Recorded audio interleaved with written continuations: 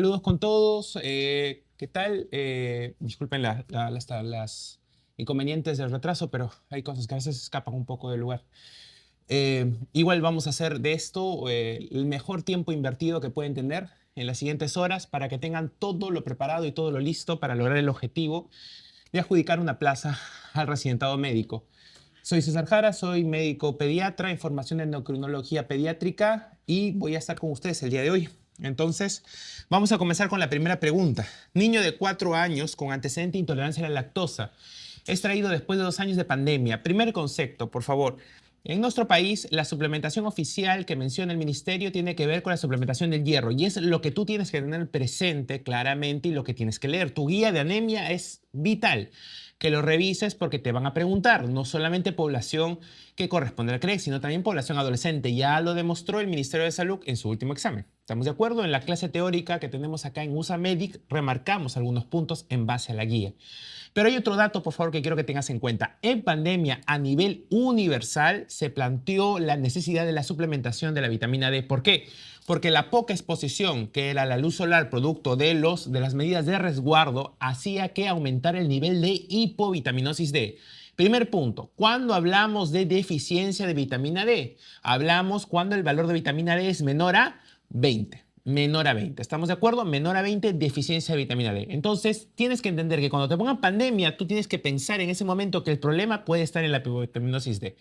Pero si aún así no tuviéramos el concepto claro, vamos a seguir avanzando la pregunta. Nos mencionan sensación de rigidez en manos y pies. Sensación de rigidez, contractura, principalmente es calcio, o en segundo lugar, en forma más alejada, potasio. ¿Estamos de acuerdo?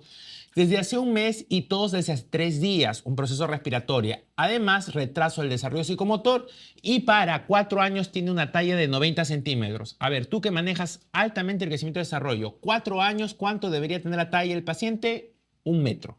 90 centímetros es 10 centímetros debajo de lo que corresponde a un paciente sin antecedente de tolerancia. Entonces, sin tú tener mucho hallazgo, sin tener las curvas, sin tener los porcentajes, tú sabes que este paciente, ¿qué cosa es? Una talla baja. ¿Estamos de acuerdo? Entonces, si tenemos el caso, porque me pareció una pregunta más complicadas en el examen de la residencia que viene en el año 2023 y no lo tenemos claro, vamos a hablar por descarte. Vamos de abajo para arriba. A ver, galactosemia. Recuerden ustedes que cuando les pregunten ustedes un caso clínico de galactosemia, siempre les van a poner el caso clínico, ¿qué cosa? De un recién nacido.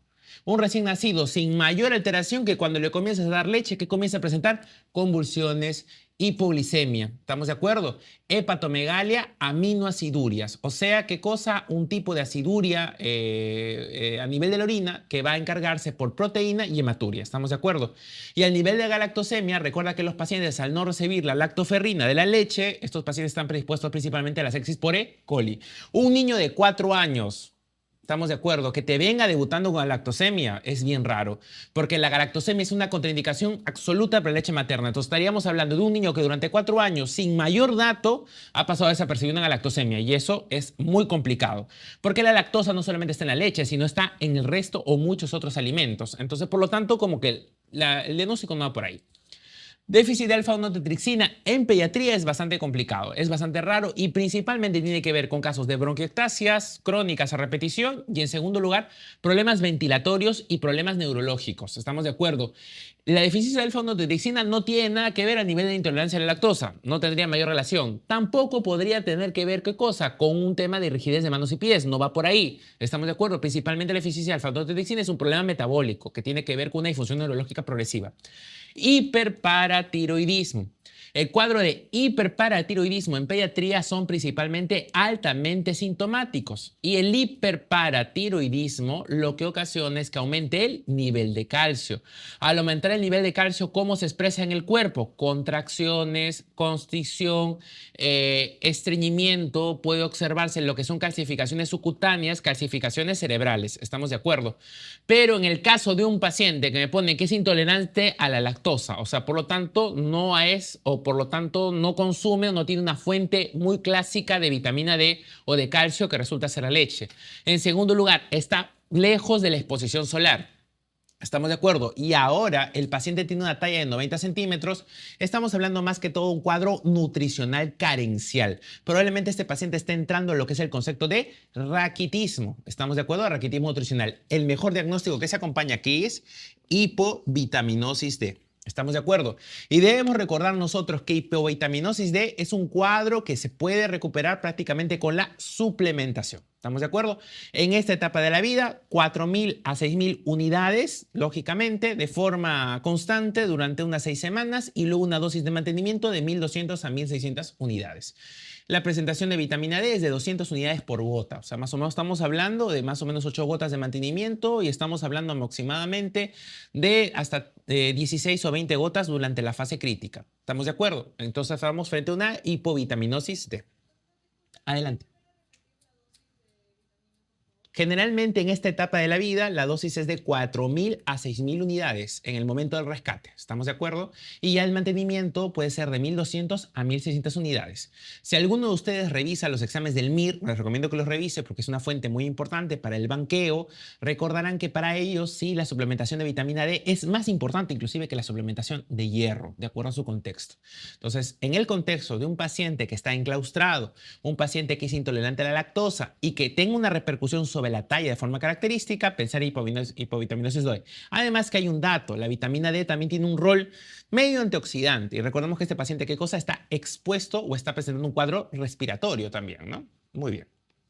Vamos, 2. Recién nacido de 12 años de edad, pesa 3.600 gramos con lactancia materna exclusiva. Mira, es un recién nacido y tiene aparentemente un adecuado peso. ¿Estamos de acuerdo? Lactancia materna exclusiva hasta el momento está bien. Hace 4 días presenta deposiciones semilíquidas amarillentas. 4 días. Oro, de 5 a 6 cámaras por día, pero este paciente está activo, con buena succión y no eritema perianal. Cuando enfrenten preguntas del diagnóstico, recuerden ustedes que toda la pregunta tiene datos para poder acertar o descartar una opción.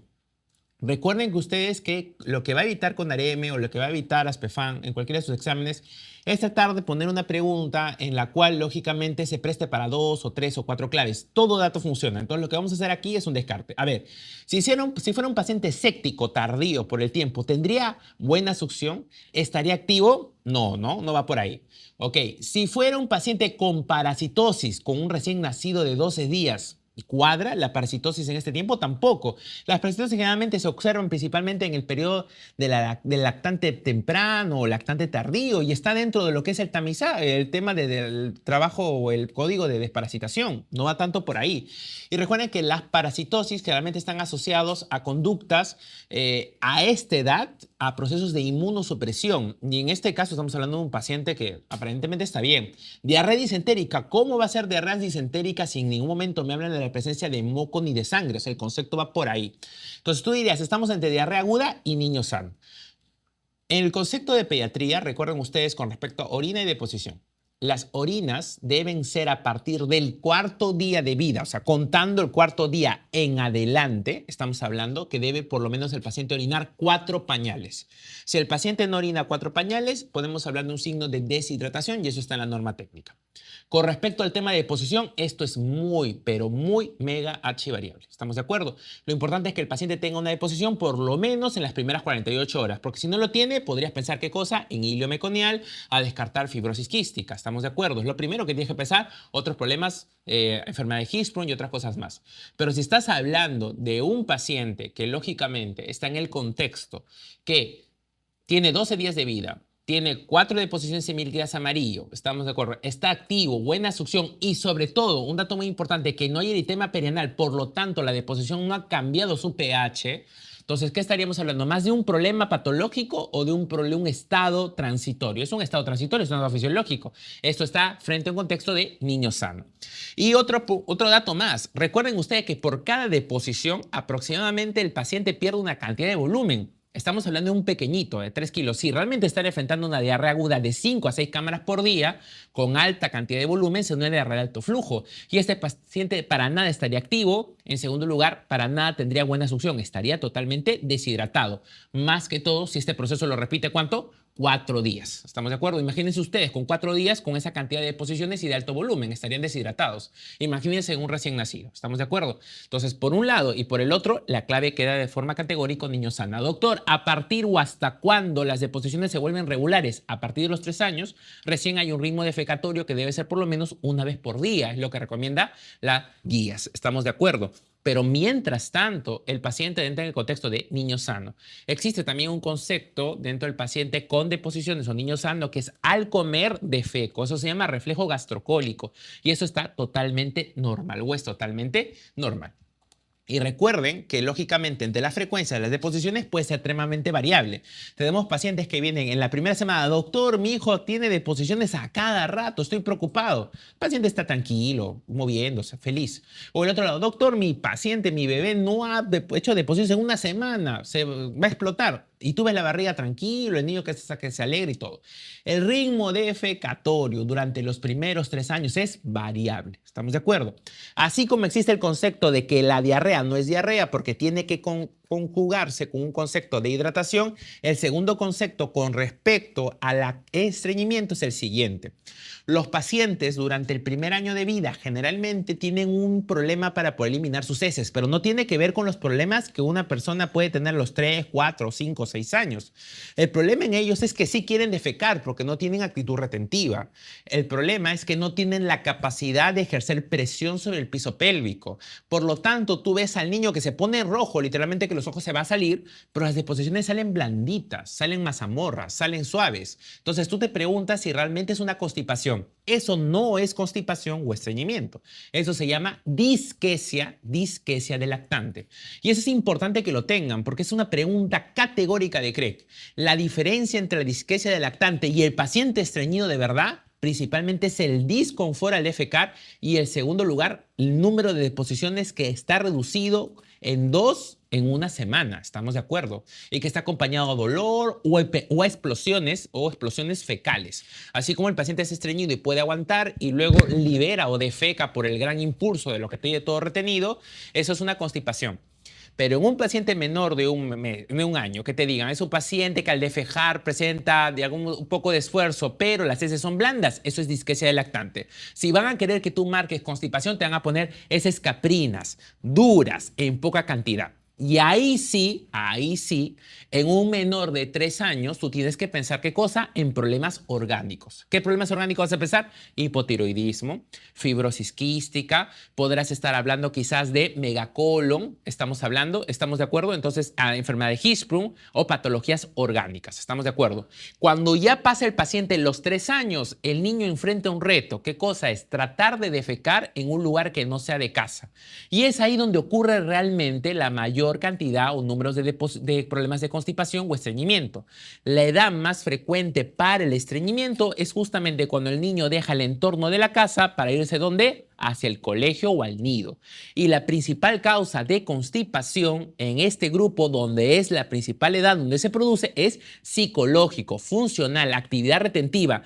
No quiero hacer deposiciones porque no me siento a gusto en un baño que no es mi baño o no tengo el vacín que suelo usar en mi casa. ¿Estamos de acuerdo? En una disquesia del lactante, el tratamiento es observación. Está prohibido el tacto rectal, la estimulación. Puedes hacer masajitos si quieres, pero no tacto rectal ni menos dar laxantes. ¿Estamos de acuerdo? En un constipado, la cosa es diferente. El tratamiento de elección es el polietilenglicol. ¿Estamos de acuerdo? El polietilenglicol. ¿Estamos de acuerdo? Y si el paciente falla el polietilenglicol, recién viene el enema evacuante. ¿Estamos de acuerdo? El enema evacuante a una dosis de 5 cc por kilo. ¿Estamos de acuerdo? Ok. Entonces, eso es importante que lo tengan en cuenta. ¿Ya? El enema evacuante no es un manejo de mantenimiento, es un manejo solamente para el rescate, el disconfort, la molestia, el dolor abdominal. Luego de eso, el polietilenglicol sí se puede dar para desimpactar y como mantenimiento. ¿Estamos de acuerdo? Muy bien, entonces está claro el concepto de deposición. Vamos. 3. Lactante. ¿Cuál era la 1? Ok, ya han respondido. Lactante de 2 años que presenta diarrea crónica. Importante. A ver. Recuerden ustedes que el MINSA siempre habla de este concepto, porque a veces genera confusión. El MINSA clasifica de acuerdo al tiempo de la diarrea en 3 tipos: diarrea aguda, diarrea subaguda y diarrea crónica. La diarrea aguda, ¿cómo se define como punto de corte? 14 días. Quítate el valor de 7. Yo sé que en otras literaturas, cuando he revisado otras guías de otros países, dicen 7. Acá es 14 y eso no ha cambiado. ¿Estamos de acuerdo? Entre 14 y 28 estamos hablando de diarrea subaguda y por encima de eso son diarreas crónicas. ¿Estamos de acuerdo? Diarreas agudas Problemas infecciosos, ¿estamos de acuerdo? Diarrea subagudos, problemas principalmente inflamatorios, ¿estamos de acuerdo? Diarrea crónica, problemas de inmunosupresión o de desnutrición, ¿estamos de acuerdo? Asumido eso. Entonces, voy a comentar lo que es diarrea aguda. Cuando tú tienes un paciente con diarrea aguda, o sea, menor de 14 días, lo primero que tienes que preguntarte qué cosa es, si es una diarrea disentérica o es una diarrea no disentérica. Si es una diarrea no disentérica, tú te preguntas la edad del paciente. Si el paciente es menor de 2 años, ¿qué vas a pensar? Causa rotavirus. ¿Qué tipo de rotavirus? A, rotavirus A. Pero si tu paciente es mayor de 2 años, la principal causa de diarrea no disentérica no es un virus, así es E. coli. ¿Pero qué coli? Enterotoxigénica, porque la toxina no produce un daño en el tejido. ¿Estamos de acuerdo? Si la diarrea es disentérica, tú te vas a preguntar lo siguiente, doctor, la edad. Si un paciente es menor de 2 años o si un paciente es mayor de 4 años. Si es menor de 2 años, cría aves, cría puercos o cría cachorros, ¿qué vas a pensar? En Campylobacter. Así es, Campylobacter jejuni. Y si es un paciente mayor de 4 años, ¿qué vas a pensar? En Shigella. ¿Pero qué tipo de Shigella? Flexneri, muy bien. El tratamiento en el rotavirus, ¿qué cosa va a ser? Principalmente observación y sintomáticos. Pero en el caso de las diarreas disentéricas, porque no todas las diarreas bacterianas reciben antibióticos, quita esa idea, no todas las diarreas bacterianas reciben antibióticos, salmonelosis no recibe antibiótico. En las diarreas disentéricas, que sí te van a preguntar en pediatría, el tratamiento es el mismo. Vía oral, ¿cuál va a ser? Vamos, acitromicina. ¿Y cuál va a ser el endovenoso de elección? Ceftriaxona. Se acabó. Recuerda que si a ti te preguntan de Campylobacter jejuni y te dicen que después de 2 semanas el paciente comienza a presentar debilidad, comienza a presentar dificultad respiratoria progresiva, ¿qué vas a pensar? Guillain-Barré. Muy bien, Guillain-Barré. Y si tú tienes un paciente con Shigella pero que no sabías que eras Flexneri y resulta disentería y que resulta que el paciente comienza a tener anemia, comienza a hacer falla renal y las plaquetas se me van al suelo, ¿qué vas a pensar? SHU, síndrome urémico hemolítico. Pero no solamente es Shigella, sino también es E. coli enterohemorrágica. ¿Estamos de acuerdo? O 157H7. Concepto diarrea aguda. Esto no va por ahí. Diarrea subaguda de 14 a 28 días. La principal causa, acá están las parasitosis, ¿estamos de acuerdo? Y los problemas inflamatorios. Comienzo con las parasitosis. Muy bien, Giardia lamblia es de las diarreas subagudas la que no es disentérica. Le gusta el duodeno y como le gusta el duodeno, donde se produce una gran absorción y un gran movimiento de líquidos, son diarreas generalmente abundantes. Además de que no se produce, ¿qué cosa? La absorción de las grasas. Por eso las diarreas como son lipídicas, esteatoreicas, oleosas. ¿Estamos de acuerdo? ¿Ok? Muy bien. Y además, debido a que justamente tiene que ver con el duodeno y no permite absorber, los alimentos quedan dando vueltas al intestino. ¿Y qué produce eso? Mala absorción. Por lo tanto, el paciente se distiende pres- y postprandialmente. ¿Estamos de acuerdo? Y puede haber episodios de diarrea y constipación alternado. En cambio, el resto de diarreas, principalmente disentéricas, tienen que ver qué cosa con las amebiasis, principalmente amebiasis. ¿Estamos de acuerdo? Ok. Y si hablamos del concepto inflamatorio a la cabeza, debes pensar en lo siguiente. Las diarreas bacterianas o las diarreas virales, cuando se producen, son como un huaico. Literalmente barren todo el intestino y borren toda la flora. Y más aún si recibes antibiótico, pero el antibiótico mata todo. Entonces, ¿qué va a pasar? Si tú no has hecho tu ACRES adecuadamente, el paciente va a venir a la segunda, tercera y cuarta semana después de la diarrea, doctor, ya no vomita, no hace fiebre, está normal, mijo, pero al día hace una diarrea. Esa es una diarrea postinflamatoria. Y eso se debe principalmente al retraso a la introducción de los alimentos, a la falta del ACRES. ¿Cuál es el tratamiento ahí? Probióticos. ¿Cuáles son los únicos 2 probióticos aprobados para pediatría que han demostrado efectividad? Les pueden preguntar. Lactobacillus y qué cosa, Saccharomyces, ¿ya? Lactobacillus rhamnosus y Saccharomyces boulardii. ¿Estamos de acuerdo?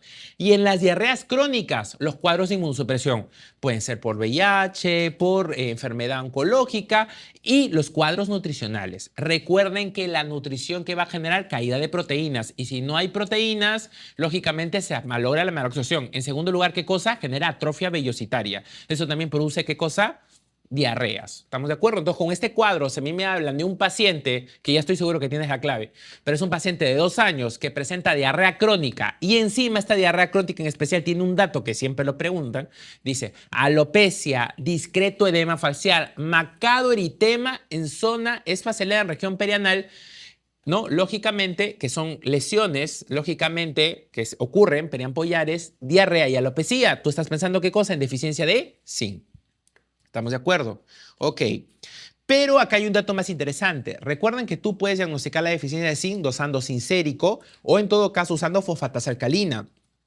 No olvides que las deficiencias de zinc severas se asocian a fosfatasa alcalina totalmente baja. ¿Estamos de acuerdo? Ok. No podría ser una diátesis cutánea, ¿no? Porque principalmente no tiene que ver con un problema en el pasaje de alimentos, sino es un problema principalmente a la clínica de un cuadro típico, eczema tópico, que puede estar asociado en el caso de los pacientes pediátricos con alergia a la proteína de leche de vaca, no tiene que ver en general, es con son alimentos generales, no está relacionado a un tipo de alimento, y candidiasis sistémica, bueno, no tendría mucho que ver la fosfatasa alcalina acá, que lo ponen o lo remarcan, ¿listo? Con deficiencia de zinc yo quiero que tengas en cuenta lo siguiente, ¿ya? El déficit de zinc puede ser de dos tipos, puede ser genético o puede ser nutricional. El que tú conoces, la lesión clásica de la alopecia, las lesiones acrales y la diarrea crónica es la famosa déficit de zinc genético que se llama acrodermatitis enteropática. ¿Y por qué es genético? Porque acá el problema no es que el paciente no coma zinc, el paciente sí come productos derivados de zinc. El problema es que no tiene un transportador de zinc que es el famoso SCL. El SCL lo que va a permitir es absorber el zinc. Al estar ausente, lo que va a pasar es que el paciente tenga una clínica muy grave de deficiencia de zinc. En cambio, en el tema nutricional, principalmente pues tienes a los marasmos o puedes tener a los kwashiorkors también.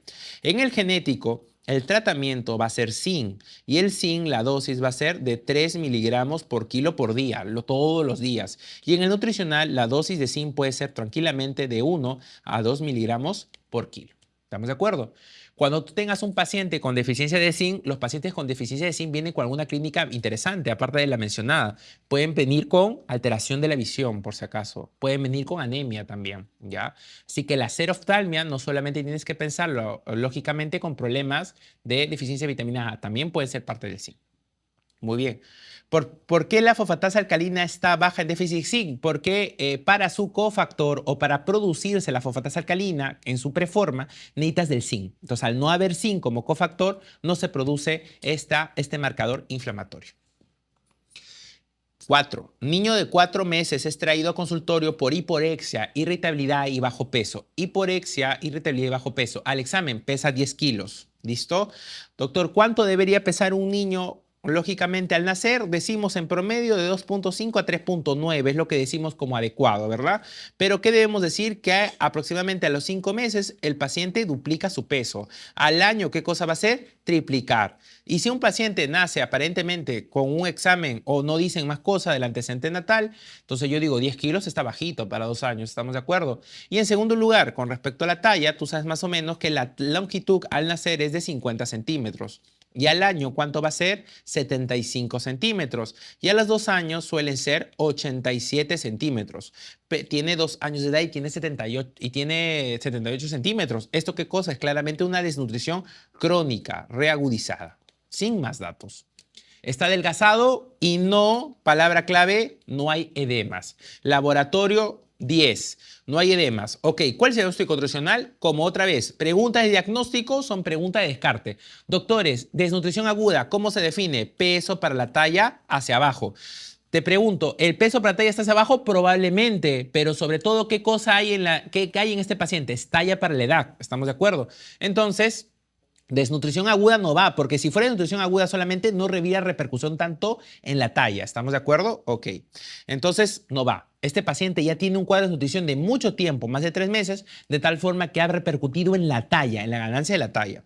Desnutrición crónica, talla para la edad. Efectivamente, la talla para la edad está disminuido. Podría ser una clave, pero vamos a ver si existe una mejor clave al respecto. Marasmo y kwashiorkor. Pregunta, cuando ustedes tengan marasmo y kwashiorkor, no se hagan bolas, ¿ya? Porque existen muchos criterios. ¿Qué son los términos no negociables en marasmo y kwashiorkor? Exacto, el primer término no negociable, el que va a ser categórico, es el edema. Porque la base del kwashiorkor, ¿cuál es? Es la falta de proteínas. Por lo tanto, la hipoluminemia me genera edema. En el kwashiorkor, la palabra clave es edema. Si te dicen en el caso clínico no edemas, te están diciendo no es kwashiorkor, o sea, elimina kwashiorkor de opción. ¿Estamos de acuerdo? Entonces, la posibilidad de que sea marasmo es mucho más fuerte. ¿Ya? En el término de marasmo, ¿cuál es la palabra clave, la no negociable? Emaciación. El marasmo, exacto, es ausencia de tejido graso y también disminución del tejido muscular, porque en el marasmo es una disminución de todo, de todos los elementos. En cambio, en kwashiorkor principalmente es proteína. Un paciente puede hacer kwashiorkor comiendo solamente carbohidratos, y eso es lo que ocurre en el África. ¿Estamos de acuerdo? O sea, son pacientes no que no comen, son pacientes que no comen proteínas, que es diferente. ¿Estamos de acuerdo? Y otro concepto muy importante es la irritabilidad. La irritabilidad es más característico del marasmo que del kwashiorkor. ¿Estamos de acuerdo? Entonces, por todo lo mencionado, esto sería más un marasmo. Doctor, ¿y por qué no marco desnutrición crónica? Porque desnutrición crónica podría ser una opción, pero entre las tres sería una mejor opción marasmo. ¿Estamos de acuerdo? Marasmo creo que de forma más categórica. Además que si nosotros lo vemos de manera más sencilla, no solamente es la talla, sino también puede ser el peso asociada a la talla. ¿Ok? Vamos. Niño de 9 meses de edad que tiene un peso de 10 kilos. Otra vez, siempre ve los términos no negociables. El resto de los signos y síntomas, tómalos en cuenta, léelos y revísalos, pero busca los términos no negociables. Listo. 9 meses de edad que tiene un peso de 10 kilos. 9 meses y 10 kilos, ¿está bien? ¿Por qué está triplicando el peso? Un niño nace 3 kilos, está por ahí, estamos bien, está ganando bien. Cabello desπigmentado. Edema, quelitis y eczema. ¿Cuál es el diagnóstico más probable? A ver, ¿bajo peso? No, pues si está 9 meses, 10 kilos, no va. Podría ser desnutrición calórica proteica. Calórica proteica. Si tú piensas en nutrición calórica proteica, tú estás diciendo que el paciente va más que para un kwashiorkor, podría ir más que todo para un marasmo o un marasmo kwashiorkor. Pero en este caso, el paciente parece que tiene predominancia de una enfermedad sobre la otra. Eutrófico, creo que estamos de acuerdo que no es, porque tiene signo de nutrición. En este paciente, ¿cuál es la palabra clave? Edema. Doctor, pero tiene 10 kilos. ¿Cómo es posible que el peso no esté hacia abajo y estamos hablando de un kwashiorkor? Ah, acá viene el concepto. Los que tienen marasmo tienen un peso para la edad que baja el 60%. Los pacientes que tienen kwashiorkor generalmente están en un peso para la edad entre el 60 a 80%. El concepto que quiero que te lleves es el siguiente. El kwashiorkor puede tener tanto peso como un niño eutrófico, pero ese peso está basado, ¿qué cosa? En retención de líquidos. ¿Estamos de acuerdo? Por lo tanto, el peso en el kwashiorkor no es un marcador de seguimiento. ¿Estamos de acuerdo? No es un marcador de seguimiento. Los kwashiorkors pueden tener tanto o inclusive más peso, pero es punto de agua, no es a base de nutrición. ¿Estamos de acuerdo? Entonces este paciente entra en el contexto de kwashiorkor. Lactante de 1 mes y 3 meses referida a una comunidad nativa. Pesa 7 kilos, talla 64 centímetros. Igual, otra vez, ustedes piensen, siguen 7 tablas. O yo digo, al año triplica el peso. ¿Cuánto debe ser por lo menos? 9, 10 kilos. 7 para abajo. ¿Cuánto debe medir un paciente al primer año? 75 centímetros. 64 hacia abajo. Es un paciente desnutrido, tiene componente de peso para la talla para baja y talla para la edad hacia abajo. Irritable, pálida, poco colaboradora al examen. Ya tienes algunas por ahí, algunas palabras claves. Te dije por ahí irritabilidad. No quiero que la tomes como emaciación, pero es una palabra que puede ser clave, está entre los tops. Retraso global del desarrollo. Puede ser. ¿Por qué habría retraso global del desarrollo en un niño? Porque no hay consumo de ácidos grasos. Recuerden que los ácidos grasos es el combustible del cerebro. ¿Estamos de acuerdo? El colesterol no pasa por la lipoproteína de la barrera hematoencefálica. El cerebro está obligado a producir colesterol. ¿Estamos de acuerdo? Piel flácida arrugada. Pregunto, ¿cómo es la piel en un kwashiorkor? Turgente, brillosa. Cabello mate, escaso, quebradizo. Lo pueden presentar cualquiera de los dos. Cara semiesca. ¿Qué significa? Cara de monito. ¿Cómo es la cara del monito? Arrugado. ¿Y esa cara del arrugado es de un niño edematizado o un niño consumido? Consumido. Keilitis, glositis, disminución de vitamina B2. Abdomen distendido con hepatomegalia. Doctor, yo he leído que eso está en kwashiorkor porque como no mueve las proteínas se acumula, pero también hay signos descritos en marasmo. Por eso digo, hay negociables y no negociables. Pero ¿cuál es el no negociable? ¿Cuál te dije? Emaciación. Y te ponen emaciación muscular. Se acabó. Por lo tanto, ¿cuál sería el diagnóstico? Marasmo. Se acabó. Entonces, yo quiero que en caso nutricional, por favor, tengan que trabajar con los no negociables. Los no negociables son la clásicos. Dice patomegalia, te pones a pensar, pero la cara semiana no puede ser. No existe la posibilidad. Vamos. Más que hacer acá una revisión teórica, lo que hacemos es una resolución de la pregunta o andamos un poco más, ¿verdad? Vamos, ¿todo bien? ¿Todo bien? Puede interrumpir en cualquier momento, ¿ah? Niño de 1 año y medio de edad pesa al nacer 3.200 gramos. Otra vez, miren, sin necesidad de ustedes llegar a ser pediatras. Si quieren ser pediatras, excelentes. Pero sin necesidad de ser pediatras, ustedes dicen, al nacimiento 3.200. Ok, ¿cuánto debe tener el paciente al año? Por lo menos 9, 10 kilos. Entonces, al año y medio, su ganancia debe estar entre 11 aproximadamente. ¿Recuerdan su CREC? Ok. Con lactancia materna exclusiva en los primeros 6 meses de vida. ¿Eso quiere decir? Estamos bien. La norma técnica dice leche materna. ¿Cuál es el principal componente de la leche materna? El agua. El principal componente de la leche materna es agua. ¿Y por qué te digo eso? Porque regresando al concepto anterior de diarrea, si un niño está con diarrea y está en los primeros 6 meses, no le vas a aprender solución polielectrolítica, no le vas a dar de consumir Pedialyte. ¿Qué le vas a dar? Pura lactancia materna, porque no necesita más. ¿Estamos de acuerdo? Ok. Y a lactancia normal. El término lactancia ya no se usa, se llama alimentación complementaria. La alimentación complementaria, según la norma técnica, ¿cuándo comienza? A los 6 meses. ¿Cuándo el niño acaba la alimentación complementaria para comer de la misma olla que todos? Al año de edad. ¿Qué está prohibido de consumir el niño en su primer año de vida? Sal. El riñón no lo soporta. Está prohibido de consumir miel porque puede dar botulismo. ¿Estamos de acuerdo? Y no debería tomar infusiones ni caldos. ¿Estamos de acuerdo? Lo demás, huevo, pescado, maní, está aceptado. Se puede introducir de maneras tempranas. Hace 6 meses presenta cuadros repetitivos de diarreas e infecciones respiratorias. ¿Por qué podría presentar eso? Te pones a pensar, quizás por ahí hay algo que no está bien, hay un cuadro de inmunodeficiencia, puede ser algo nutricional. Porque cuando yo te dije que piensas en diarrea crónica, ¿qué vas a pensar tú? En cuadros nutricionales, en cuadros de inmunodeficiencia, ¿te das cuenta? En su valoración inicial, mira, el peso para la edad, bueno, ya esta pregunta es medio antigua, en el sentido de que ya estos términos no se usan, pero el peso para la edad, ¿cuánto es? 62%. ¿Cuánto te dije que es entre cuaxiarco y marasmo? De 60 a 80, o sea, eso está para abajo. Peso para la talla, 75%. ¿Cuánto debe ser lo óptimo? Más de entre 95 y 90 aproximadamente. Talla para la edad, entre 85 y 95. El paciente tiene una buena talla para la edad, pero el peso para la talla está bajo. ¿Cómo se llama eso? Desnutrición aguda. Entonces vamos a revisar acá los marcadores, ¿listo? De desnutrición. Vamos a ver acá. Desnutrición. Ay, ¿cómo se borra esto? Acá, ok. Miren, peso para la edad, desnutrición global. Y es un marcador que nosotros usamos los primeros 2 años de vida, generalmente. ¿Por qué? Porque durante los primeros 2 años de vida, todos los niños deberían crecer lo mismo. No importa si tienen papás altos o tienen papás de talla baja. Porque el encarrilamiento genético, la genética va a definir tu talla a partir del 2.º año de vida. ¿Estamos de acuerdo? Por eso es que yo puedo medir 1,90 m frente a cualquier persona que mide 1,50 m y los dos podemos haber tenido al nacimiento medir 50 centímetros. ¿Qué pasó para que en 30 años haya una diferencia de 40 centímetros? La genética. ¿Y cuándo la genética comienza a tener juego? A partir de los 2 años. Por lo tanto, ¿el peso por la talla tiene un significado en los primeros 2 años? No, porque como todos los niños tallan lo mismo en teoría, ¿para qué vamos a compararlos con la talla? Compararemos solamente con la edad. Por eso el concepto se llama desnutrición global. ¿Listo? A partir de los 2 años hasta los 5 años, la mejor forma de valorar nutricional es con el peso para la talla y la talla para la edad. El peso para la talla que define desnutrición aguda y la talla para la edad define desnutrición crónica. ¿Estamos de acuerdo? Ok.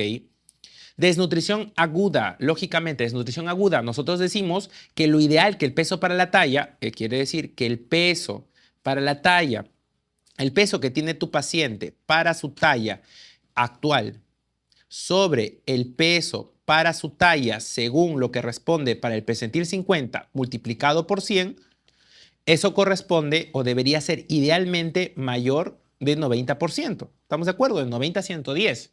En este caso, el paciente tiene 75%. Esto está hacia abajo. ¿Estamos de acuerdo?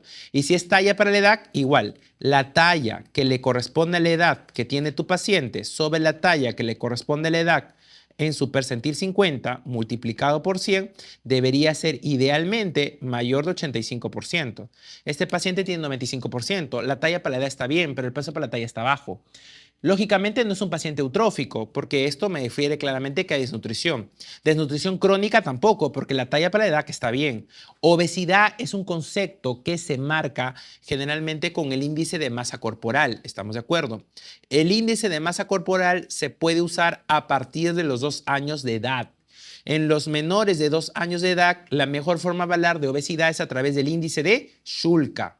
el índice de Shulka, que al igual que el peso, ponemos el peso que le corresponde que tiene el paciente para su edad, sobre el peso que le corresponde para su edad por el percentil 50, esto es mayor a 120%. ¿Estamos de acuerdo? Entonces, por ejemplo, si yo digo que un paciente al año debe pesar 10 kilos y mi paciente pesa 13, eso es obesidad según Shulka, porque estaría aumentando el 130% o sería el 130% con respecto a 10 kilos. ¿Me dejo entender? Si tengo un paciente, otro caso, que pesa 15 kilos y yo digo que mi paciente debería pesar para su edad 10 kilos, ese paciente ¿cuánto es? Y 150% con respecto a su peso que le corresponde. Ese es el concepto de Shulka. ¿Por qué no considera talla? Porque la talla debe ser lo mismo para todos o debe ser general hasta los años de edad. A partir de los años usas IMC. Pero cuando IMC representa ser mejor que desnutrición, que peso para talla y talla para edad para valorar la nutrición, a partir de los 5 años. A la pregunta, ¿cuál es el mejor marcador nutricional en la niñez? IMC. IMC. ¿Estamos de acuerdo? Entonces, aquí no podemos llegar a ese concepto.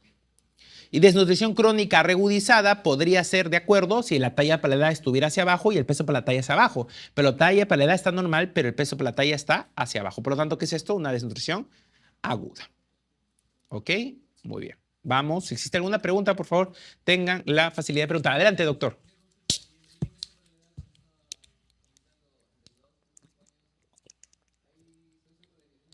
Eso, muy bien. Ya, primero les voy a contar el concepto clásico, ya que más han preguntado el examen, pero vamos a hablar de división estándar.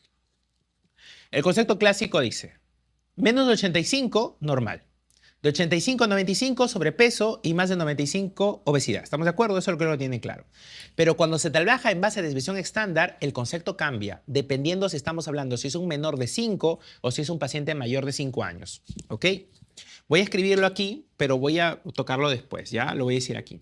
Si es un paciente menor a 5 años y mayor a 5 años, la mejor forma de poder trabajar lo que es lo más parecido al IMC, aquí es el peso para la talla. ¿Estamos de acuerdo? El peso para la talla. Si el peso para la talla en un paciente menor a 5 años es mayor a 3 desviaciones estándar, menor a 5 años, decimos obesidad. Si es mayor a más 2 desviaciones estándar, es sobrepeso. Pero el concepto cambia cuando el paciente es mayor de 5 años. Cuando el paciente es mayor de 5 años, ya definimos obesidad cuando supera solamente 2 desviaciones estándar y definimos sobrepeso cuando supera una desviación estándar. Como lógicamente acá los rangos son más estrechos, es lo que se produce, en vez de usar el percentil para la talla, usamos lo que es el índice de masa corporal. ¿Estamos de acuerdo? Ok. Sí, adelante, no hay problema. ¿Y por qué hay ese intervalo? Porque si bien cierto los niños a los 2 años deben comenzar la carrera genética, hay algunos niños que se demoran hasta los 4. ¿Estamos de acuerdo? Inclusive los niños que por genética no llegan a la talla que les corresponde a los 4 años, fuera que tengan hormona de crecimiento, podrían recibir la ampolla de hormona de crecimiento. Es una indicación de tratamiento también. Vamos con la 8. Neonato de 1 semana de edad que recibe lactancia materna exclusiva, o sea, 6 meses. Madre pregunta si está bien dar a su hijo media onza de agua. ¿Por qué? Porque donde vive la temperatura es 36 grados. Te dije, ¿cuál es el principal contenido de la leche? El agua. El agua. Por lo tanto, tú deberías darle algo más que agua. Si tú tienes la deshidratación, no hay forma. Recuerda que la guía es plenamente teórica. Leche, leche, leche sobre todas las cosas. No, porque hay riesgo que el agua esté contaminada. Ok, es no, pero el riesgo del agua contaminada, vamos a ver si hay una mejor opción. Sí, no hay forma. Sí, tampoco. Es controversial, nada controversial. No, porque la leche materna tiene suficiente agua. Suficiente. La lactancia materna debe tener un horario, es a libre demanda. Doctor, debe tener un tiempo determinado, lo que quiera tomar. Lo que recomienda es que debe ser por lo menos en intervalos de cada 2 horas y cada lactada debe durar por lo menos de 20 a 30 minutos. ¿Estamos de acuerdo? Ok. Lactancia materna, no necesitas otra cosa más que eso. Es 9. Madre recién nacido de 6 días de vida acude a consulta. Acude a consulta ambulatoria porque le preocupa no tener suficiente leche. O sea, es una mamá que un recién nacido de 6 días que tiene miedo porque no tiene suficiente leche. ¿Cuál de los siguientes signos es el más confiable para confirmar su preocupación? Vamos, que el bebé duerma 15 horas al día. Boy, eso está excelente, porque mientras que un niño duerme menos, claro, estamos hablando que no hay un proceso de irritación, no nada, está excelente. Un niño debe dormir en su primera etapa, recién nacido, entre 15 a 18. 15, 18 horas de vida, horas al día, ¿no?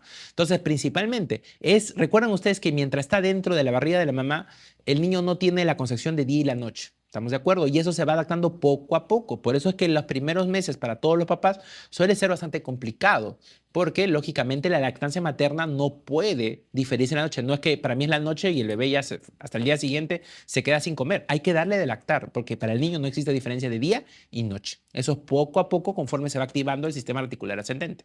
Y además, un niño que no toma agua o no toma leche, en este caso, un lactante, un recién nacido que no toma leche, ¿cómo debería estar? Deshidratado. ¿Y cómo es el deshidratado en un recién nacido? ¿Es hiperactivo o es hipoactivo? Hipoactivo, no hay forma. Llora cada 2 horas para lactar con hambre, ese es un signo excelente, es un signo que está súper activo. Eso a mí no me preocuparía, eso diría que está bien. Se despierta en la noche varias veces para lactar, está excelente, porque él no sabe distinguir el día y la noche, por eso tiene que seguir lactando. Porque si durmiera toda la noche de corrido, a mí sí me daría miedo, porque significa que no tiene ni siquiera la fuerza para poder pedir alimento. Y lo último, que la leche materna es agua, eso no tiene nada que ver. ¿Cuál es la peor preocupación? Que el paciente ya teniendo 6 días, o sea, estamos hablando del día 4 para adelante, tenga solamente 3 pañales. ¿Cuánto debe ser? 4 en adelante. Y eso no es algo que me he inventado. Eso acá dice la norma técnica de forma clara. Por lo menos a partir del, o sea, más de los 3 días de vida, o sea, a partir del 4 en adelante, por lo menos debe orinar de 4 a 6 pañales, ¿no? Como dice, de 4 a 6 a partir de los 3 días de edad. ¿Listo? Aquí. Muy bien. ¿Cuál es el principal componente del calostro? Recuerda que existen 3 leches. 3 leches. La primera leche, ¿cuál es? Calostro. La calostro se produce entre el día 0 hasta el día 5, 4, estamos de acuerdo. Luego viene la leche de transición, desde el día 5 o 4 hasta el día 14 o 15. Y luego viene, ¿qué cosa? La leche madura. ¿Estamos de acuerdo? El calostro, ¿qué es rico? Es en proteínas. ¿Quién es rico en carbohidratos? Principalmente madura. ¿Quién es rico en lípidos? Principalmente madura. Se acabó. De las proteínas, ¿cuál es el más importante en calostro? La inmunoglobulina. ¿Y cuál es la inmunoglobulina principal? La A. La inmunoglobulina A. Por lo tanto, ¿cuál es el componente predominante en el calostro de los 5? La inmunoglobulina A secretora. ¿Por qué? Porque como vemos aquí, el calostro principalmente se caracteriza por ser de poca cantidad pero bastante concentración y favorece eliminar el meconio. ¿Estamos de acuerdo? La leche de transición es una mezcla porque va bajando proteínas y va subiendo carbohidratos y lípidos. Y a partir ya de lo que es el día 15 en adelante aparece la leche madura como tal. Inmunoglobulina A. ¿Cuál es la función de la inmunoglobulina A secretora de leche humana? ¿Qué cosa hace la inmunoglobulina A? Forma parte de qué cosa? A nivel de la mucosa. ¿Y por qué es importante dar la leche materna precoz en un recién nacido? ¿Por qué nos preocupamos ustedes cuando han ido a las unidades hospitalarias y han visto cuando tenemos un neonato que nace con alguna condición de riesgo y estamos preocupados al extremo por iniciar la leche materna rápido? ¿Por qué? Porque si no recibe leche materna, no se madura el intestino. Si no se madura el intestino, existe una gran probabilidad de qué cosa? De ocurrir un proceso infeccioso. ¿Estamos de acuerdo? Y los procesos de sobrecrecimiento bacteriano o infecciosos podrían generar qué cosa? Perforación, ¿no? Y es ahí que es una de las causas para NEC. Muy bien. Entonces, la causa aquí sería principalmente es antiinfecciosa. Recuerda que la inmunoglobulina A forma parte, ¿qué cosa? Del sistema MALT. ¿Ya? El sistema MALT es el tejido linfoide asociado a mucosas, que puede tener de 2 tipos. BALT con B grande, si es bronquial, o GAL con G, que es el gastrointestinal. ¿Estamos de acuerdo? Y el componente principal a nivel gastrointestinal, ¿cuál es? El IgA. ¿Estamos de acuerdo? Es el IgA. Muy bien. Y esto gracias a que está asociado a mucosas. Si no hay un ganglio que tiene que procesar recién la información, produce una respuesta inmunitaria de forma rápida. 12. Preescolar de 3 años se alimenta con biberón. Listo, esto creo que ya el biberón está proscrito, ¿no? ¿Cuál es el compromiso bucal que se presenta con mayor frecuencia? Ajá, motora oral. Ahora vamos a ver esto. Cuando ustedes tienen un paciente con consumo, el síndrome del biberón tiene 2 formas, presentaciones agudas y presentaciones crónicas. Las presentaciones agudas están todas las infecciosas, dermatitis herpética, infecciosa, gingivoestomatitis. ¿Ok? El biberón no se lava bien, por ahí otro bebé lo agarró y se acabó. ¿Listo? La segunda podría ser también lo que corresponde a lo que es el proceso de caries dental, principalmente asociado a lo que es el consumo de zumos de fruta de forma azucarada. Pero las manifestaciones crónicas del biberón están asociadas principalmente a problemas de pronunciación de habla y lenguaje. Si tú hablas de un niño de 3 años que se alimenta con biberón, pues la pregunta te da a entender que es un paciente que ya lleva desde el inicio hasta la fecha un síndrome de biberón crónico. El síndrome de biberón crónico tiene un tiempo, más o menos. Decimos más o menos el uso del biberón por más de 6 meses, desde el inicio que se consume.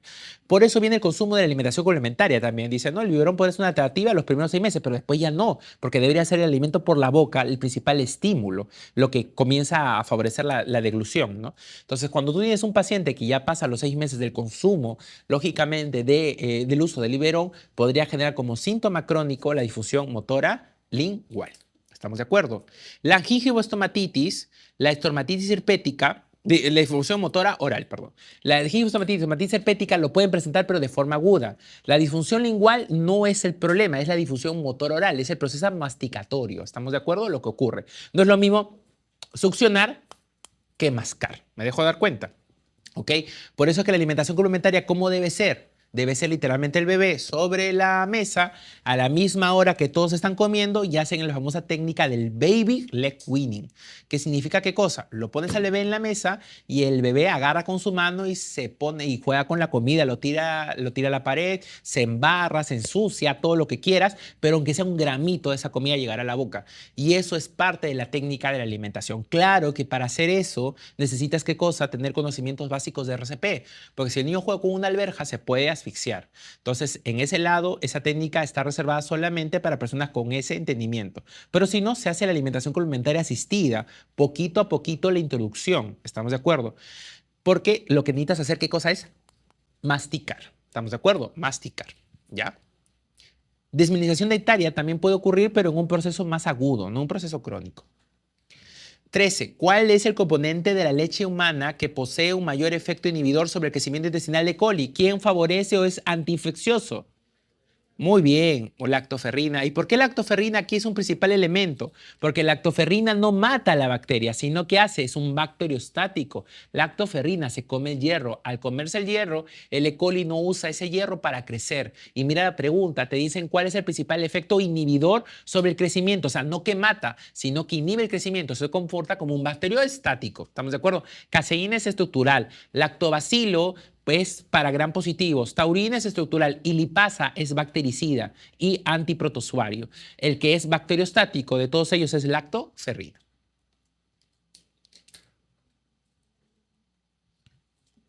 14. De las siguientes afirmaciones, señale la respuesta correcta en relación a la lactancia materna. ¿Es importante que la madre desinfecte bien su pezón antes de iniciar cada toma? En absoluto, porque la saliva de la boca del niño, ¿qué cosa tiene? Bicarbonato. Eso ya no necesita más, es una lejía prácticamente, ¿no? Tendría que estar muy infectado ese pezón para generar ese problema. O sea, ninguna mamá se lava el pezón para poder dar lactar al bebé. ¿Estamos de acuerdo? Eso no quita las medidas de higiene clásicas, ¿no? Pero porque la saliva del niño es suficientemente capaz de generar esa neutralización. La primera toma de lactancia materna no debe realizarse antes de las 6 horas de vida ni a balas. ¿Por qué? Cuando un niño nace, lo primero que hace, ¿qué cosa hace? Que debería hacerlo el pediatra o el neonatólogo o el médico general, pero lo hace generalmente algunos otros colegas de áreas de salud, ¿no? Que se pelean, agarran y lo ponen sobre la mamá y como sea, la pobre mamá la ordeñan y para que bote una gota y al bebé lo pegan literalmente para que consuma. ¿Por qué? Porque la primera ingesta de calostro va a prevenir dos cosas. La primera es la hipoglicemia. ¿Estamos de acuerdo? Recuerden que un niño, cuando está dentro de la barriga de la mamá, no tiene capacidad de almacenar la glucosa, no forma glucógeno. Y en esa primera hora que el niño ha salido, depende de la glucosa que la mamá le ha dado. La glucosa que la mamá le ha dado se va a acabar en una hora y el resto, después de lo que viene en adelante, depende de lo que haya comido. Por lo tanto, no lo puedes dejar 6 horas sin tomar la leche, pues. Y en segundo lugar, porque va a generar lo que es la microbiota intestinal. Se decía antes que la microbiota intestinal en un bebé, en la barriga de la mamá, era totalmente pulcro y sagrado. Pero cuando nace con el calostro, recién se comienza a colonizar. C. La lactancia materna precisa de un horario y debe ser cada 4 horas, ni a balas. Debe ser por lo menos cada 2 horas y no tiene un horario, es a libre demanda. No debe haber lactancia materna después de los 12 meses de vida. Es un concepto muy interesante. La lactancia materna a partir de los 6 meses, de manera hasta antes de los 6 meses es exclusiva. De los 6 meses en adelante debe tener un carácter de, digamos, de desescalonamiento, porque la leche materna debe comenzar a dar paso a los otros alimentos. ¿Estamos de acuerdo? En nuestro medio, por ser país en vías del desarrollo, nosotros sugerimos que la lactancia materna puede ser un complemento a lo que se coma hasta los 2 años de vida. pero en países desarrollados, máximo lo recomienda hasta 1 año, porque después de eso, la cantidad de calorías que te ofrece o de soporte son muy pobres para lo que requiere tu cuerpo. ¿Estamos de acuerdo? Entonces, recuerden que en ese momento, en los primeros 6 meses, está perfecto la lactancia materna, pero después de eso, ya lo que aporta es muy poco para lo que necesitas. La OMS recomienda la lactancia exclusiva hasta los 6 meses de edad, ¿no? En general, principalmente en países subdesarrollados, ¿no? En vías del desarrollo, pero en otros países desarrollados, hasta los 4 meses nada más. Vamos, 15. Un infante pequeño para la edad gestacional nace a las 30 semanas, o sea, es recontra mega archi prematuro. A la edad de 1 hora, su glucosa sérica es de 20. ¿Por qué debería estar de 20? Si es a la edad de 1 hora. La explicación más posible para la hipoglucemia es la siguiente. Vamos de abajo para arriba. A ver. Cuando un niño está dentro de la barriga de la mamá, depende de la glucosa de la mamá. ¿Estamos de acuerdo? Y cuando ustedes comen algo, ¿qué pasa con su glucosa? Hace un piquito y luego hace una bajada y luego se restablece. Eso se llama el famoso nadir de la glucosa. ¿Estamos de acuerdo? Y si en 2 horas tú no la has usado, la glucosa decide, ¿o qué cosa? O me elimino o me guardo. Nosotros tenemos capacidad de guardarla en glucógeno o en grasa. ¿Estamos de acuerdo? Ok. Un bebé no tiene esa capacidad de guardarla. O sea, o la uso o simplemente se acabó. Entonces, el bebé dentro del feto, cuando es un fetito, solamente usa la glucosa que le da la mamá. No tiene capacidad de reserva, ¿estamos de acuerdo? Cuando el niño se le corta el cordón umbilical, deja de recibir esa glucosa. Por lo tanto, en esa primera hora de lo que el paciente va a tener su glucosa, el nivel de glucosa que tiene, depende de lo que la mamá le aportó.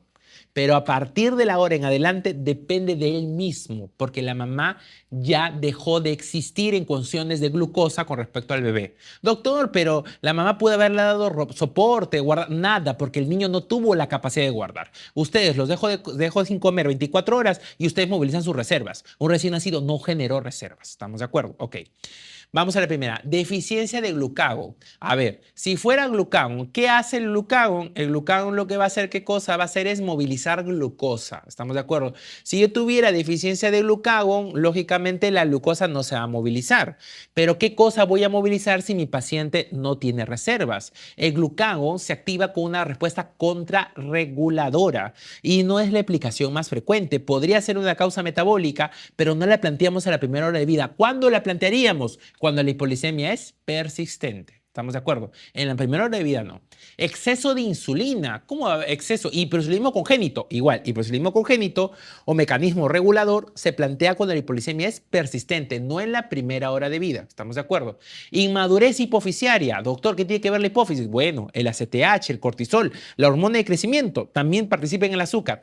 Pero en la primera hora de vida no se puede establecer eso. La inmadurez hipofisiaria en un recién nacido se determina por la presencia de ictericia persistente. ¿Por qué? Porque la hipófisis y la vesícula biliar componen un mismo origen embrionario. Los pacientes con panhipopituitarismo por problemas hipofisiarios suelen tener ictericia persistente. Cualquier niño con síndrome colestásico deben pensar, fuera de las 13 vías biliares, el torso y la sepsis, que está muy bien que lo piensen, está también el concepto de hipopituitarismo. ¿Qué cosa significa? La glándula pituitaria disminuida, por lo tanto no genera hormona tiroidea, no genera cortisol, no genera hormona de crecimiento. ¿Estamos de acuerdo? Inmadurez suprarrenal, otra vez estamos hablando ¿qué cosa? De un mecanismo contrarregulador. Los problemas contrarreguladores hormonales nosotros los evaluamos cuando la hipoglucemia es persistente. ¿Y cuando hablamos persistente? Por lo menos 72 horas con un incremento sucesivo del VG. Entonces este paciente tiene 1 hora de vida. ¿Cuál sería la explicación más probable? Reservas inadecuadas de nutrientes. 1, porque el bebé no tuvo la capacidad. Y 2, a pesar de que ya tiene 1 hora de vida, doctor, pero ya le han dado leche, tenía que comenzar a almacenar. Sí, pero ¿dónde va a almacenar si es un prematuro? ¿Dónde se almacena la glucosa? En el músculo y en el hígado. Si el niño es un prematuro moderado, ese músculo es una hilacha, no va a poder almacenar nada. Y el hígado, lógicamente, es inmaduro. Por lo tanto, los niños con prematuridad moderada tienen mayor riesgo de hipoglucemia por parte de reservas. ¿Estamos de acuerdo? A diferencia de los niños a término, donde la principal causa principalmente son las sepsis o las infecciones. Los problemas hormonales contrarreguladores, que son de la opción B para adelante, piénsalas en hipoglucemias persistentes. Cuando el VG supera el valor de 8. Cuando tú revisas tu clase de neo, bien te han explicado, a términos de 4 a 6 o de 3 a 5, pretérminos de 6 a 8, de 5 a 7. Pero cuando el VG que tú requieres en un paciente a su tercer día, 8, 9, 10, te lo digo que yo he visto casos, 25, inclusive Eso piensa si es un proceso metabólico. Y ahí el diagnóstico se hace en la hipoglicemia. El paciente cuando hace hipoglicemia se mide todas las hormonas que quieras medir. ¿Estamos de acuerdo? Entonces, la primera hora de vida en un prematuro, la principal causa es reservas. Vamos. Listo. Pregunta así, cajón. Un lactante normal generalmente triplica su peso de nacimiento a los 12, se acabó. Duplica a los 5 meses. Muy bien. Excelente.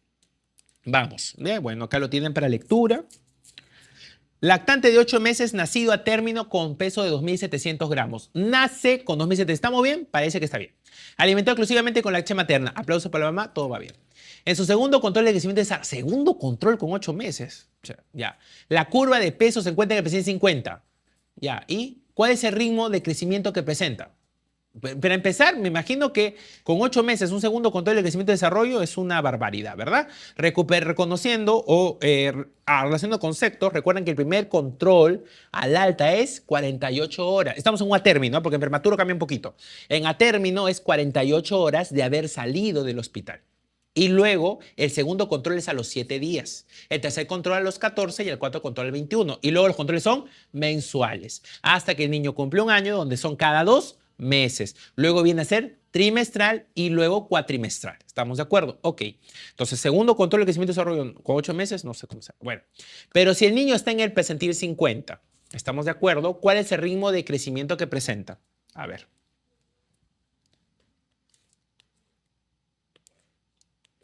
Esta es la curva, más o menos, ¿ya? Cuando nosotros valoramos la curva, quiero que ustedes piensen en esto. Tengo un niño que mide un metro. A ver, vamos a ver, un niño, vamos a poner un adolescente, ¿ya? Para entenderlo más rápido. Un adolescente que ya llegó a su talla final mide 1,70 m, 1,60 m. Tú dirías, ok, para nuestro país, promedio, ¿ok? Tienes un niño que ya consulta y dice, un adolescente que mide 1,45 m. O sea, tú dices, uy, ¿qué pasó acá?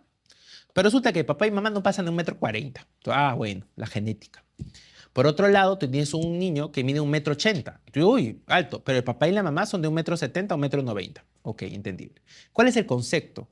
Esto tiene que ver con la proyección de talla. ¿Estamos de acuerdo? Y sobre todo tiene que ver con otro concepto. ¿Qué cosa es? La velocidad del crecimiento. No solamente es concepto, tener el punto que estamos viendo, sino la tendencia. Si yo tengo un paciente que puede estar acá en el percentil 50, ok, estamos bien. Pero ¿qué pasaba si año o el consulta anterior el paciente estaba por acá y luego estaba por acá? La tendencia es hacia baja. En ese control tú dices, percentil 50, estamos bien, pero la tendencia es hacia baja. Igualito, tú puedes tener un paciente que está acá, está muy bajo, pero ¿qué pasa si en la consulta anterior estaba por acá y en la consulta previa estaba por acá? El paciente va mejorando. A lo que me voy no es el punto, sino es la velocidad o la curva. Por eso la mejor forma de valorar nutrición, ¿qué cosa es? La curva. Es la curva de crecimiento que se evalúa, ¿qué cosa? En peso para la talla y talla para la edad. ¿Estamos de acuerdo? La curva, ¿ya? Junto con la desviación estándar. Si un niño ha nacido con peso de 2.700, ¿eso qué peso se aproxima?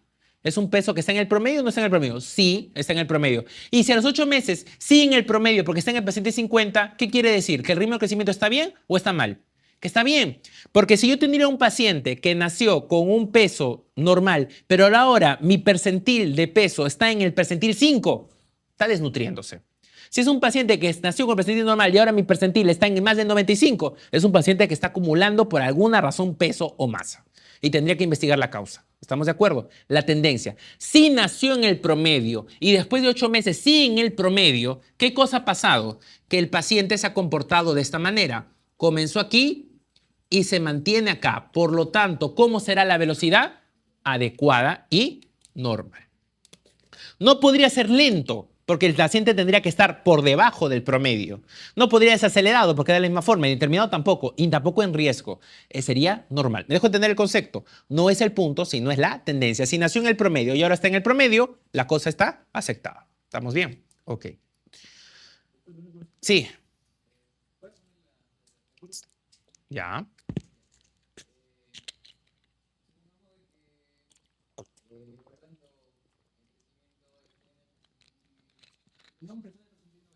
Ya. Ya.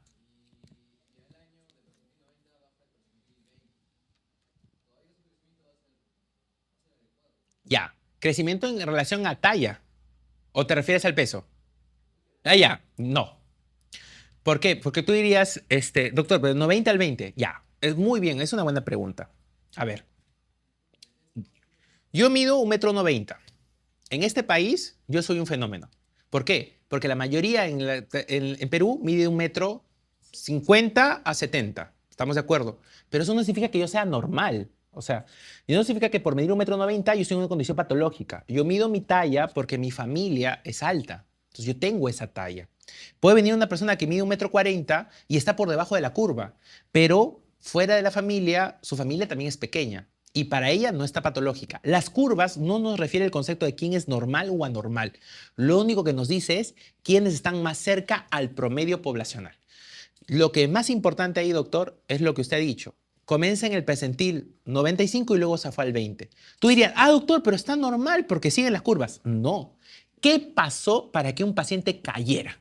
O sea, no importa el punto, el lugar que estés en la curva. ¿Estamos de acuerdo? Claro que importa, pero no importa lo principal, no importa en qué punto está. Lo que importa es el comportamiento. Yo puedo tener un paciente que está por debajo del percentil 5 en la talla, pero si de acá a 2, 3 años sigue avanzando hacia arriba y se recupera, fue un retardo del crecimiento constitucional y se acabó. Pero si yo tengo un paciente que está por debajo del percentil 5 y en la que viene sigue debajo del percentil 5 y sigue desacelerando, para mí es algo patológico. Si comenzó en el percentil 10 y luego se bajó al percentil 5 y luego se va debajo del 5, eso también es patológico. O sea, importa la tendencia. ¿Me dejo entender? No tanto el lugar, sino depende del comportamiento. Inclusive, para evaluar riesgo, ya que es el último concepto, se define riesgo cuando hay la caída de 2 carriles con respecto al carril anterior. ¿Y cuáles son los carriles? Carril 90, carril 75, carril 50, carril 25 y carril 5. Si yo del 75 me fui al 25, eso es un riesgo. ¿Qué pasó? Algo tengo que evaluar. ¿Qué ocurrió? ¿Estamos de acuerdo? Ok. Ok. El riesgo se valora de acuerdo al comportamiento de la desviación estándar. Lo que pasa es que la desviación estándar sí permite otra cosa, que ese sí permite evaluar normalidad, porque la desviación estándar se construye en base a la curva de Gauss, que es una distribución normal. ¿Quiénes están lejos y quiénes están cercas? ¿Estamos de acuerdo? Por eso es que la curva no me permite ver normalidad, solamente me vi tendencias. Si yo quiero definir qué paciente está anormal o deja de ser normal, aplicamos desviación estándar. Un concepto. Talla corta le definían antes clásicamente, cuando la talla para la edad está debajo del percentil 3 o percentil 5. Ahora ya no se define así talla corta. Talla corta se define cuando talla para la edad está por debajo de -2 desviaciones estándar. Porque la talla depende lógicamente del concepto de normalidad, de distribución. ¿Estamos de acuerdo? Entonces, el concepto de normalidad se basa en la campana de Gauss, que ocurre en la desviación estándar, pero en la curva no existe ese concepto. ¿Estamos de acuerdo? Por ejemplo, nuestra población está fuera del promedio mundial, estamos por debajo, somos uno de los países con más talla corta, pero no por eso somos un país anormal, me dejo entender. Solamente que de abajo del promedio, la tendencia, estamos por debajo, pero nuestra velocidad se mantiene. Todos llegamos a nuestra madurez, todos llegamos al compromiso normal de la función. Por eso, que un paciente esté por debajo o encima de la curva no lo hace normal ni normal, ¿ya? Si no es la tendencia. Muy bien. Es una buena pregunta, depende. Depende mucho si consideras 2 o 2,25 desviaciones estándar. En la fórmula clásica plantean 3 a 97, las más antiguas, o 5 a 95. En lo personal no te lo van a poner 3, 5 en opción, o es uno u otro valor. ¿Ya? Ok, 18. ¿Cuál es respecto a la hormona de crecimiento? Ya, ok. Este es un punto muy importante. El crecimiento. Cuando un niño está dentro de la barriga de la mamá, No, sí, me preguntan, doctor, pero el peso no debería duplicar 5 meses. Claro, o sea, no sabemos cuál es el peso, nos dicen solamente que está en el percentil 50. Suponemos que ha duplicado, me ponen acá, ¿no? Ok. A ver, cuando un niño crece, colegas, dentro del feto de la mamá, crece a través de 2 factores.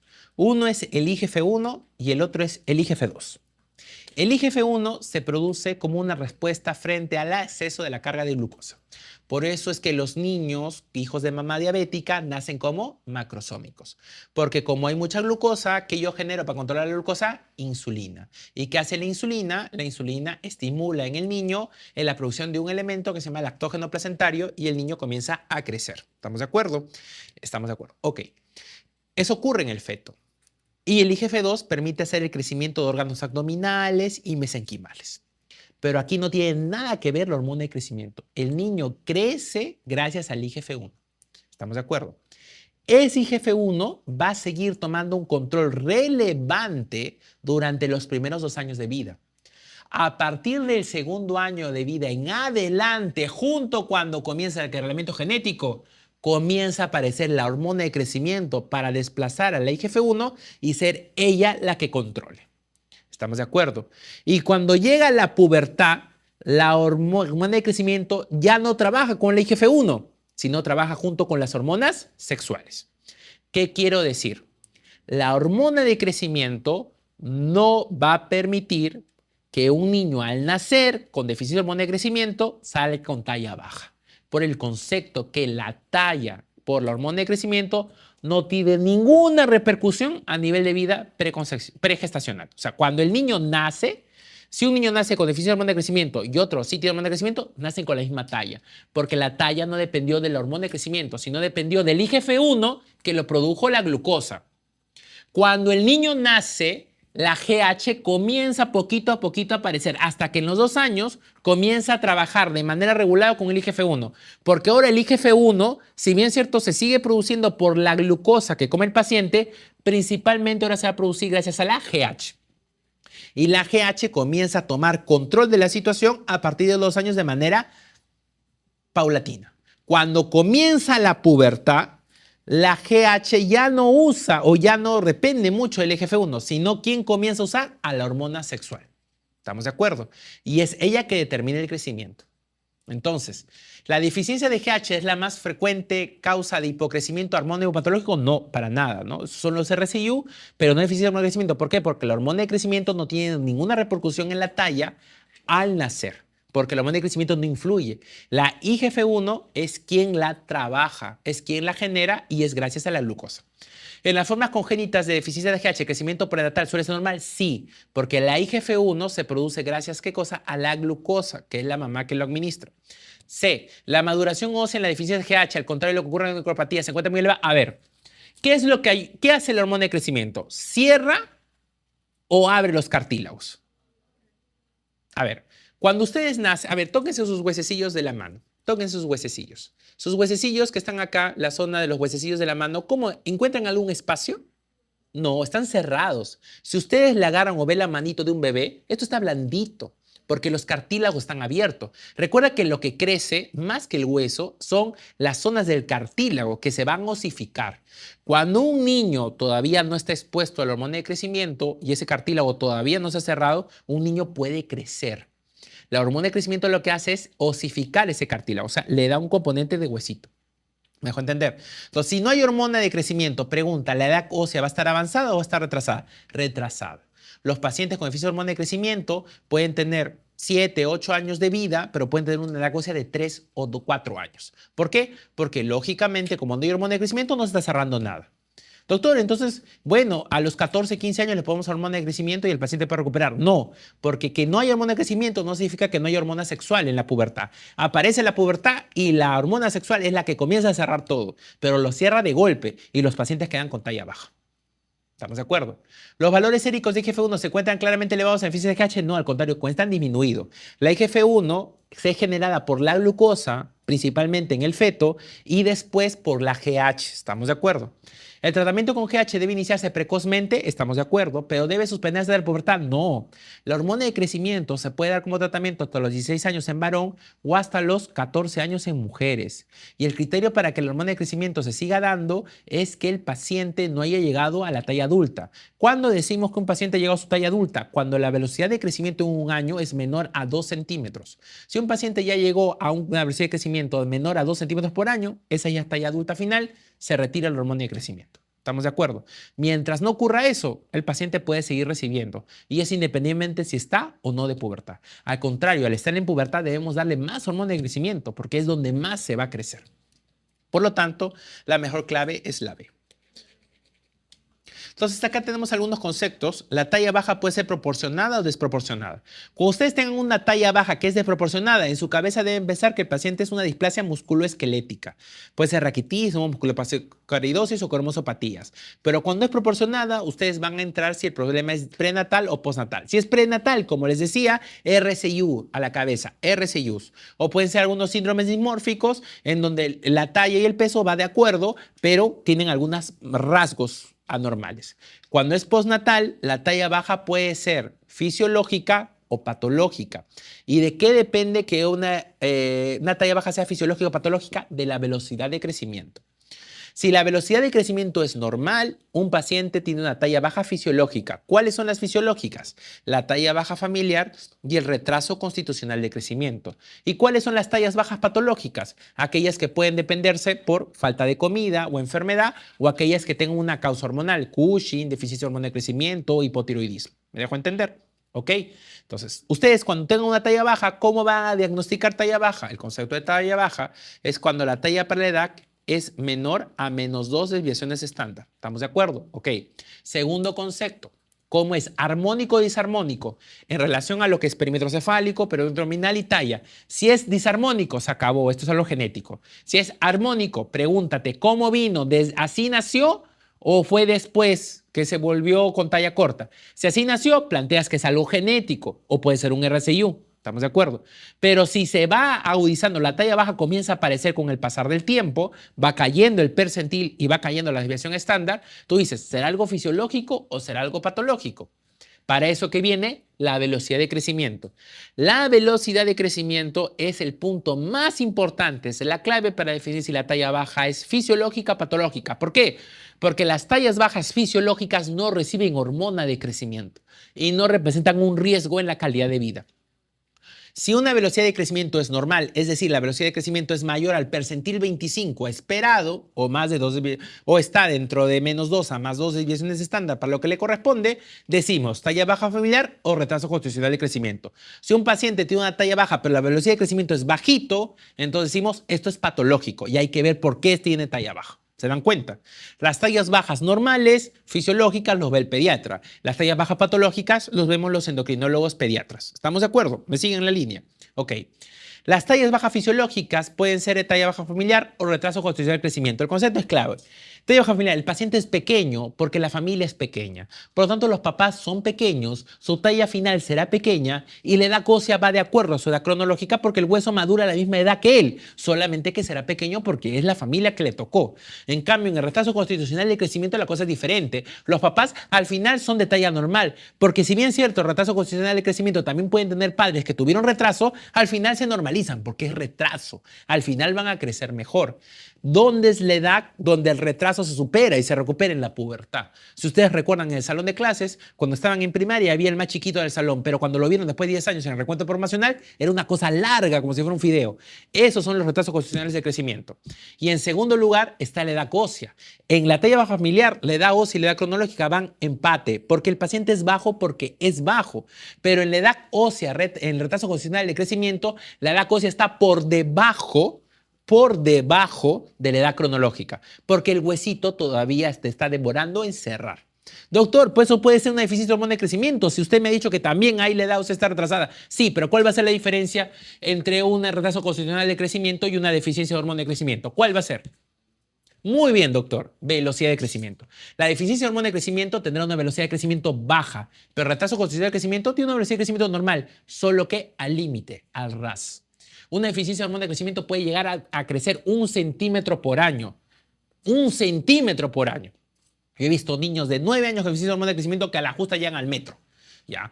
Pero un retraso constitucional de crecimiento nunca te va a llevar a ese nivel. ¿Estamos de acuerdo? ¿Ok? ¿Cuánto es lo mínimo que un retraso constitucional de crecimiento debe crecer? Por lo menos 4.5 centímetros por año. ¿Estamos de acuerdo?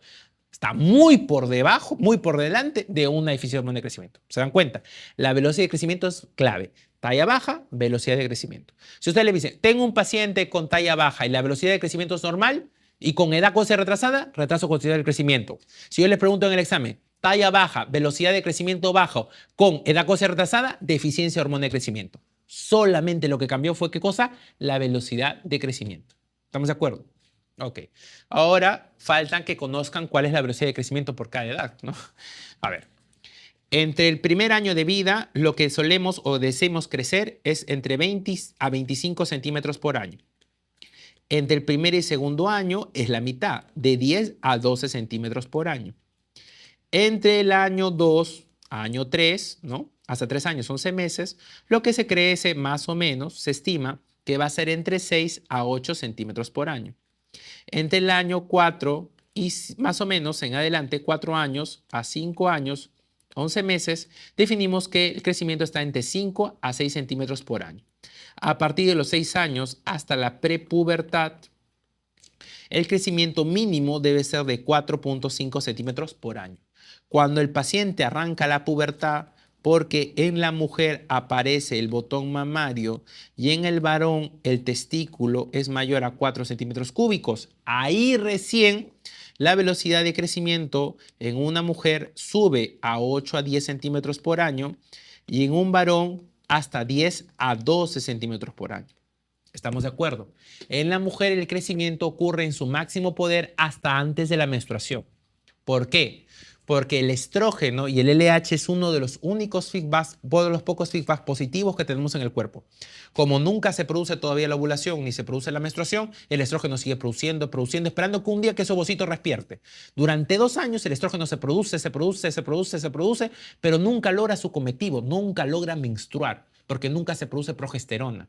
Por lo tanto, el estrógeno se produce. ¿Y qué hace el estrógeno? Cierra el cartílago al toque. ¡Pah! Protege, cierra el hueso. Por eso es que las mujeres cuando comienzan a la menopausia, el hueso se descalcifica, cae, ¿estamos de acuerdo? Pero cuando ocurre la menstruación, dice, el ovocito fue cacheteado, despertó y ya se produce la menstruación. Por lo tanto, el estrógeno baja. Para ese momento se perdió el pico estrogénico y lo único que te queda por crecer son de 5 a 7 centímetros más el resto de tu vida.